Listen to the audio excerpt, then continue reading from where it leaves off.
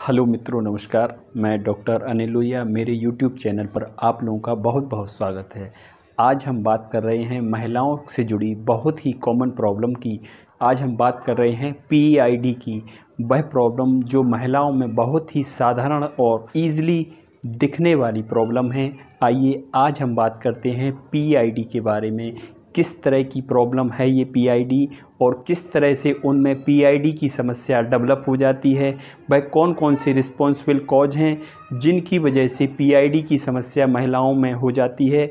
वह कौन कौन से कारण हैं, वह कौन कौन से बचाव हैं जिनके द्वारा इस प्रॉब्लम से होने से बच सकते हैं, और वह क्या इन्फेक्टिव कॉज हैं, क्या पर्टिकुलर पैथोलॉजी है। इस सारी बीमारी की डिटेल में आज हम बात करेंगे। तो आइए चलते हैं। महिलाओं की किसी भी प्रॉब्लम में अगर हम देखें तो उनके अल्ट्रासाउंड की रिपोर्ट्स में एक बहुत ही कॉमन प्रॉब्लम लिखी होती है, देखने में आती है, वह है पीआईडी की प्रॉब्लम। पीआईडी की प्रॉब्लम से लगभग हर महिला कभी ना कभी किसी एज में इन्फेक्टेड हुई है। लेकिन मित्रों, यह मुख्य रूप से 25 साल से ऊपर की महिलाओं में होने वाली एक कॉमन प्रॉब्लम है। यह प्रॉब्लम कैसे हो सकती है, कैसे यह होती है और कैसे यह महिलाओं को इफ़ेक्ट करती है, क्या इफ़ेक्ट होने पर उनकी बॉडी में साइन सिम्टम आते हैं, क्या इस बीमारी के रिस्पॉन्सिबल फैक्टर हैं, वह कौन से पैथोजन हैं जिनकी वजह से ये बीमारी हो जाती है। इसके अलावा वह कौन कौन से प्रोसेस हैं जिनके द्वारा यह बीमारी एक पर्सन से दूसरे पर्सन में इन्फेक्टेड हो सकती है। उन सारी बातों का आज हम आपको यहाँ पे क्लियरिफिकेशन करेंगे, उन सारी बातों को आज हम यहाँ पे आज बताएंगे। पीआईडी का फुल फॉर्म होता है पेल्विक इन्फ्लामेटरी डिजीज़। पेल्विक मतलब बॉडी का वह पार्ट जिसको हम कॉमनली पेडू बोलते हैं। पेडू का मतलब अम्बलाइकल या टुडी या नेवल के नीचे के पोर्शन को पेडू बोलते हैं। महिलाओं की बॉडी में पेडू में या पेल्विक रीजन में पूरे रिप्रोडक्टिव ऑर्गन्स होते हैं। उन रिप्रोडक्टिव ऑर्गन्स के होने वाली इन्फेक्शन की कंडीशन को पीआईडी बोलते हैं। पीआईडी का मतलब होता है पेल्विक इन्फ्लामेटरी डिजीज़, अर्थात पेल्विक में होने वाले ऑर्गन्स के इन्फ्लामेशन की कंडीशन को पेल्विक इन्फ्लामेटरी डिजीज़ या पीआईडी बोलते हैं। आइए अब हम बात करते हैं कि वह कौन से ऑर्गन हैं जो पेल्विक रीजन में होते हैं। महिलाओं की बॉडी में अगर पूरी बात करें तो पेल्विक रीजन में या पेडू के रीजन में पूरे रिप्रोडक्टिव ऑर्गन होते हैं। दोनों साइड ओवरी होती हैं, एक पेयर ओवरी प्रत्येक बॉडी में होती है। इसके बाद वह ओवरी फैलोपियन ट्यूब के द्वारा, जिसको डिंब वाहिनी नलिका कहते हैं, उनके द्वारा यूट्रस में जुड़ी होती है। यूट्रस नीचे की तरफ सर्वेक्स से होता हुआ बाहर वेजाइना में ओपन होता है। इस तरह महिलाओं के पेल्विक रीजन में पूरे ऑर्गन को अगर हम काउंट करें, ovary, fallopian tube, uterus, cervix और वेजाइना, इस तरह के प्रमुख 5 अंग डिटेक्ट होते हैं। इन 5 अंगों में इन्फ्लामेशन हो सकता है। इस इन्फ्लामेशन के कई कारण होते हैं, वो हम आगे बताएंगे। यहाँ हम आपको इन 5 ऑर्गन में होने वाले इन्फ्लामेशन के कारण और इन्फ्लामेशन की कंडीशन बताएंगे। इन ऑर्गन में होने वाले इन्फ्लामेशन की कंडीशन को पीआईडी बोलते हैं। पीआईडी की समस्या को कॉमनली पीआईडी सिंड्रोम भी बोलते हैं, क्योंकि पीआईडी की कंडीशन में कई तरह के सिम्टम आते हैं, एक ग्रुप्स ऑफ सिम्टम आता है। कई तरह के ऑर्गन सामूहिक रूप से इन्फ्लामेशन होने पर, इन्फेक्टेड होने पर कॉमनली और भी कई तरह के सिम्टम आते हैं। इसलिए इन कॉमन सिम्टम्स को कलेक्टिवली एक पीआईडी सिंड्रोम के रूप में पीआईडी डिजीज़ बोलते हैं। रिप्रोडक्टिव ऑर्गन्स के अलावा पीआईडी के इन्फेक्शन के साथ यूटीआई भी हो जाता है। शायद आप मेरी बात को अब कुछ समझ पाए होंगे।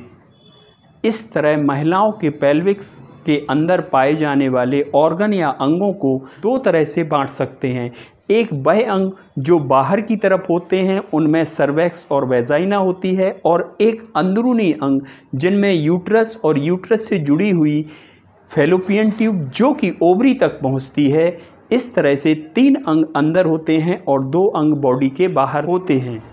अब हम आपको बताएंगे महिलाओं के शरीर में पीआईडी की प्रॉब्लम कैसे शुरू होती है। जैसा कि मित्रों हमने बताया कि पीआईडी की प्रॉब्लम में पेल्विक रीजन में पाए जाने वाले female sexual organs ovary, fallopian tube, uterus, cervix और वेजाइना के इन्फेक्शन को हम पीआईडी बोलते हैं। अब पीआईडी कहीं भी हो सकता है, वेजाइना, सर्वैक्स, यूट्रस, फैलोपियन ट्यूब या ओवरी, कहीं भी इन्फ्लामेशन होने पर हम उसको पीआईडी के अंतर्गत ही डिस्कस करेंगे। पीआईडी के इन्फेक्शन में कई तरह के बैक्टीरिया, वायरसेस और कई पैथोजन का एक कंबाइंड कल्चर होता है जो पीआईडी के लिए रिस्पॉन्सिबल है। लेकिन मुख्य रूप से यहाँ पर इन्फेक्शन के लिए रिस्पॉन्सिबल जो कॉज होता है वो होता है नेसेरिया, गोनोरी, क्लैडियम, माइक्रोप्लाज्मा। इनके अलावा भी कई सारे इन्फेक्शन के ग्रुप्स यहाँ पर हो सकते हैं। कई तरह के कारण हैं जो इस बीमारी को या इस पीआईडी की प्रॉब्लम में इन्फेक्शन बढ़ाते हैं। इन बैक्टीरिया, वायरस या कई तरह के और भी पैथोजन का लगातार इन अंगों में इन्फेक्शन पीआईडी के रूप में कन्वर्ट हो जाती है। अब हम बात करेंगे कि इस तरह की इन्फेक्शन फीमेल्स बॉडी के अंदर पेल्विक ऑर्गन में किस तरह से पहुंच जाते हैं। तो चलिए अब हम उसके बारे में बताते हैं। मित्रों, पीआईडी की प्रॉब्लम को अगर हम गौर से देखें तो यह मुख्य रूप से 25 साल की उम्र की महिलाओं में मैक्सिमम केसेस में होती है। पीआईडी की प्रॉब्लम उन महिलाओं के लिए भी होती है जो न्यूली मैरिड होती हैं या उनकी सेक्सुअल लाइफ की शुरुआत में ही इस तरह की प्रॉब्लम होती है। लगातार सेक्सुअल रिलेशन के दौरान महिलाओं में इस तरह की बैक्टीरिया, वायरस या इन्फेक्शन वेजाइना के थ्रू इंटरकोर्स के दौरान फीमेल्स के अंदर पास हो जाते हैं और यह इन्फेक्शन वहाँ पर धीरे धीरे सेटल्ड हो जाता है। इस तरह के इन्फेक्शन के और भी कई कारण हो सकते हैं, जैसे कि वह महिलाएं जो लगातार रोज़मर्रा में वर्किंग वुमेन्स हैं उनमें भी इस तरह की प्रॉब्लम हो जाती है। उनमें अगर वो कॉमन यूज्ड वॉशरूम का यूज़ करती हैं या अनहाइजीनिकली रहती हैं तो उन्हें भी पीआईडी की संभावना हो जाती है। वहाँ से भी उन्हें इन्फेक्शन के पूरे चांसेस होते हैं। ऐसा भी देखा गया है कि वो महिलाएं जो सिगरेट स्मोकिंग करती हैं उन्हें भी पीआईडी की संभावना ज़्यादा हो जाती है। इसको हम एक्सप्लेन नहीं कर सकते कि वह कौन से फैक्टर हैं जो सिगरेट स्मोकिंग के बाद पीआईडी की कंडीशन को बढ़ाते हैं। यह एक रिसर्च का विषय अभी भी है। कुल मिला के ये कह सकते हैं कि पीआईडी की problem STD, sex transmitted disease है और यह सेक्सुअल कांटेक्ट के द्वारा एक इंडिविजुअल से दूसरे इंडिविजुअल में पहुंच जाती है। यह कंडीशन को थोड़ा सा गौर करें तो हम समझ पाएंगे कि वो मेल या फीमेल जो मल्टीपल पार्टनर रखते हैं उन्हें पीआईडी की कंडीशन जल्दी होने की संभावना होती है, या दूसरे सिंपल भाषा में कहें तो वो लोग जो कि एक से अधिक लोगों से सेक्सुअली कॉन्टैक्टेड रहते हैं उन्हें पीआईडी की ज़्यादा संभावना है, चाहे वो फीमेल्स हों चाहे वो मेल्स हों। अगर उनके मल्टीपल सेक्सुअल रिलेटेड पर्सन हैं तो उन्हें इस प्रॉब्लम के होने की ज़्यादा संभावना है। लगातार बार बार इन्फेक्शन का थ्रू वेजाइना इंटर हो जाने से वहाँ पर वेजाइनाइटिस या सर्विसाइटिस की प्रॉब्लम बार बार होती है और लगातार ये प्रॉब्लम होती रहने से कई बार यह प्रॉब्लम शरीर के जो इंटरनल ऑर्गन हैं जैसे कि यूट्रस, फैलोपियन ट्यूब और कभी कभी ओवरी तक भी ये प्रॉब्लम हो जाती है। वहाँ तक इस तरह के इन्फेक्शन का असर हो जाता है, एक तरह से पीआईडी की चपेट में आ जाता है। अगर सिंगल पार्टनर मैनेजमेंट रहे तो पीआईडी के होने की संभावना कम से कम होती है, जैसा कि भारतीय लोगों में ट्रेडिशनली व्यवस्था है। और भी कई सारे मेजर्स का यूज़ करके जैसे कि कॉन्डम का यूज़ करके इस तरह की पीआईडी की कंडीशन से बचा जा सकता है। कभी कभी आईयूसीडी के द्वारा भी पीआईडी की प्रॉब्लम होती है। वह डिवाइस जो इंट्रायूट्राइन कॉन्ट्रासेप्टिव डिवाइस कहलाते हैं उन लगातार यूज़ से भी पीआईडी की समस्या हो जाती है, जैसे कि कॉपर टी वगैरह। मैं बहुत ही सरल शब्दों में पीआईडी के बारे में आपको जानकारी दे रहा हूँ। इस जानकारी को पूर्ण रूप से समझने के लिए आप लगातार मेरे वीडियो से जुड़े रहें, जिससे आप पीआईडी की पूरी प्रॉब्लम को समझ पाएँ। पीआईडी की समस्या होने पर वह कौन से सिम्टम है जो बॉडी में फीमेल्स महसूस करती है। अगर हम पीआईडी के सिम्टम के बारे में कहें तो शुरुआती कंडीशन में जबकि इन्फेक्शन माइल्ड होता है, वहाँ पर कोई भी मेजर कंडीशन ऐसी नहीं लगती कि वहाँ पे पीआईडी हुआ है। वहाँ पर जनरली हल्का सा इन्फेक्शन होता है और वेजाइनल डिस्चार्ज हो सकता है। लेकिन अगर ये कंडीशन आगे बढ़ती जाती है तो इससे रिलेटेड कई सारी बॉडी में सिम्टम्स आने लगते हैं। कुछ मुख्य रूप से सिम्टम जो आते हैं हम आपको उनके बारे में बताते हैं, जैसे कि लगातार बैक एक, लगातार कमर में दर्द, पेड़ू में दर्द, पेड़ू का दर्द या कमर का दर्द लगातार बना रह सकता है। पेड़ू का दर्द या तो सिंगल साइड होता है या दोनों तरफ हो सकता है, कहीं भी हो सकता है। इसके अलावा लोअर बैक एक पेन हमेशा बना रहता है, यह लगातार रहता है। चूँकि अंदरूनी भागों में इन्फेक्शन हुआ है, इसलिए लगातार पेशेंट को हल्की सी फीवरिश कंडीशन बॉडी में महसूस होती है, कमजोरी सी लगती है। एक और महत्वपूर्ण सिम्टम जो अधिकतर फीमेल्स को दिखाई देता है पीआईडी के केस में, वह है ऐसा महसूस होना जैसे वेजाइना थ्रू कुछ निकलने वाला है या कुछ वियरिंग डाउन सेंसेशन जैसा महसूस होता है, जैसे कि बॉडी से कुछ निकल रहा हो। इस तरह का सेंसेशन फीमेल्स में महसूस होता है।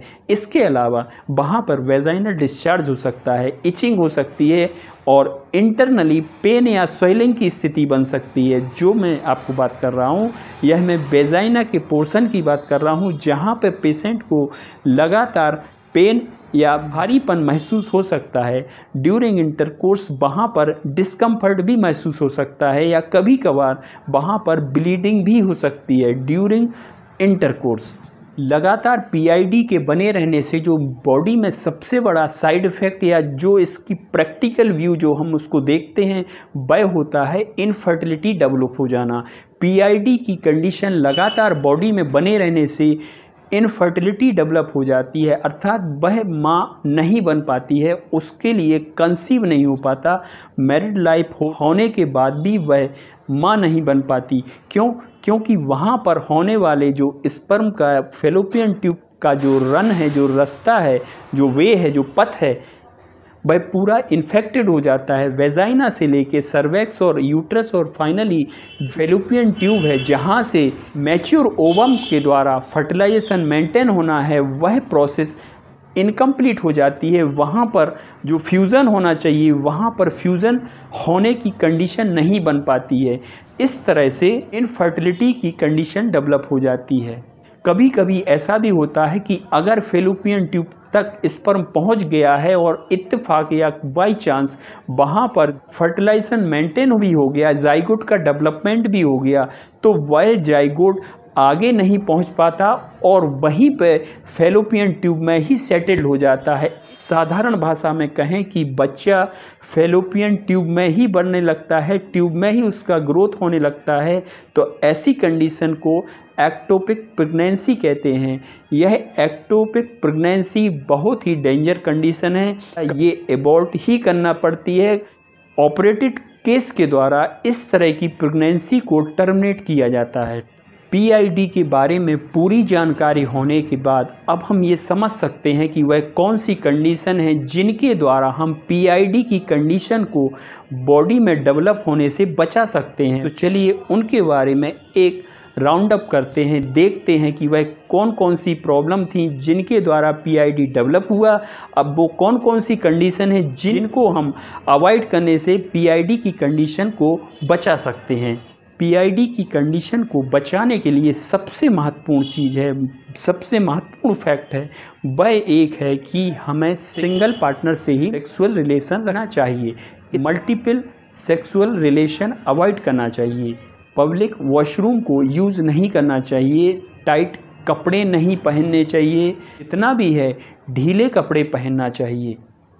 हाइजीन की कंडीशन को मैनेज करने से, हाइजीनिक रहने से पीआईडी की कंडीशन को काफ़ी हद तक रोक सकते हैं।